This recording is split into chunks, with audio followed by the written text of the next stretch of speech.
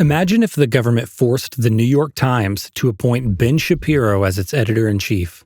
Sounds ridiculous, even unconstitutional, doesn't it? It's both. But something very much like this is happening at America's public universities, where student-led groups formed around particular ideas, beliefs, and values should be able to rely on the First Amendment's guarantee of free association to choose leaders who reflect their values.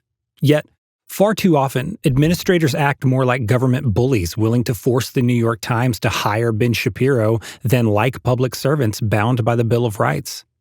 That's what happened at the University of Houston-Clear Lake, where administrators refused to grant official status to a Christian apologetics group, Ratio Christi. Why?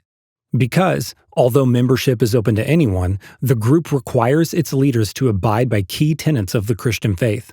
Of course, if the college Democrats don't elect the local MAGA Republican as president, or the college Republicans don't vote in the local Bernie bro, no one would bat an eye.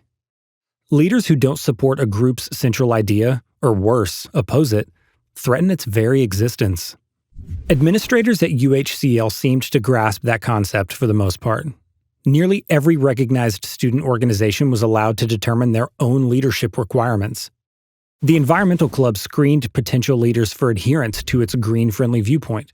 The Student Veterans Association required past military service for its leaders.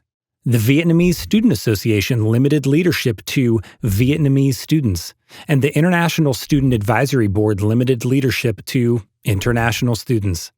The one group campus administrators refused to treat on equal footing was Ratio Christi, and that had real consequences. Recognition as an official group at UHCL and at most public university campuses makes a big difference. It not only allows students to reserve meeting space, but to access the student activity fees that every student is required to pay into.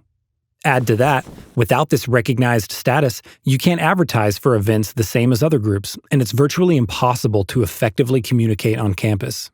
Yet, for the sole reason that Ratio Christi requires its leaders to hold to a standard of Christian faith and practice that represents orthodox beliefs held by millions of Christians for the past 2,000 years, university officials felt they had good enough reason to deny the group official recognition. Why? Well, a big part of the university's reasoning had to do with a widely held yet flawed understanding of a 2010 decision by the U.S. Supreme Court. In Christian Legal Society versus Martinez, the court upheld a so-called non-discrimination policy at University of California, Hastings College of Law.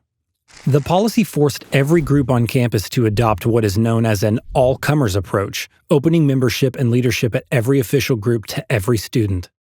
While an all-comers policy may sound nice in theory, it doesn't make sense in reality, and especially not when it's applied to ethnic, political, or religious organizations. The point of prohibiting religious discrimination, for instance, shouldn't be to make the Jewish Chabad on-campus organization elect a Shia Muslim as its leader. Same goes for prohibiting race or political discrimination. That shouldn't require a black student union to appoint a white supremacist as chapter president. Yet, that's exactly the type of absurd situation an all-comers policy requires. As a result, very few universities hold all-comers policies.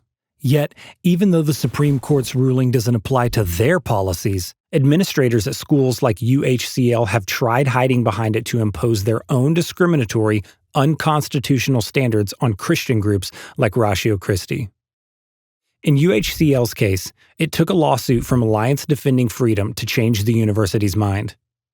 Just a few days after ADF took the school to court, administrators agreed to grant Ratio Christi official club status. Eventually, the school added clear language in its Student Organization Handbook to specify that every officially recognized student group is free to elect leaders who represent the views of the group. That's good news, but it also raises the question, why should it take a lawsuit to land on such a common-sense policy? The First Amendment protects our right to associate according to shared beliefs.